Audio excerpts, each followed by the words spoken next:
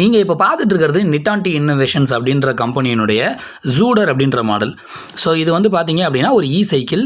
சாவி ஆன் பண்ண உடனே முன்னாடி இருக்கிற டிஸ்பிளேல உங்கள் பேட்டரியில் எவ்வளோ சார்ஜ் இருக்குன்னு தெரிஞ்சிடும். எல்இடி லைட்டு கொடுத்துருக்காங்க அண்ட் ஹாரன் சவுண்டும் கேட்கும் பாருங்கள். சரிப்பா, அதான் மார்க்கெட்டில் நிறையா சைக்கிள் இருக்குல்ல, இதுக்கு அதுக்கும் என்ன வித்தியாசம் அப்படின்னு கேட்டிங்கன்னா, இதில் டூயல் மோட்டர் யூஸ் பண்ணியிருக்காங்க பாருங்கள். பின்னாடி மோட்டரும் ஓடும் அண்ட் அதே மாதிரி ஃப்ரண்ட்லேயும் ஒரு மோட்டர் கொடுத்துருக்காங்க.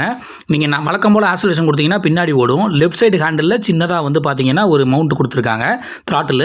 அந்த த்ராட்டில் கொடுக்குறப்போ வந்து உங்களுக்கு ஃப்ரண்ட்டில் இருக்கக்கூடிய மோட்டர் ஓடும். இதனுடைய ஃபங்க்ஷன் எதுக்கு இந்த மாதிரி டபுள் மோட்டர் கொடுத்துருக்காங்க அப்படின்னு கேட்கும்போது, இப்போ நார்மல் மோட்டர்லாம் ஒரு 250 வாட்ஸ் இருக்கும். அதனால் வந்து மேடுகள்லாம் ஏற முடியாது. இப்போ நீங்கள் ஒரு ஸ்லோப்பில் ஏறுறீங்க அப்படின்னா அந்த மோட்டரில் பவர் பத்தாது. ஸோ நாங்கள் வந்து டூயல் மோட்டர் பர்பஸை கொடுத்து அதை சால்வ் பண்ணியிருக்கோம்னு சொல்கிறாங்க.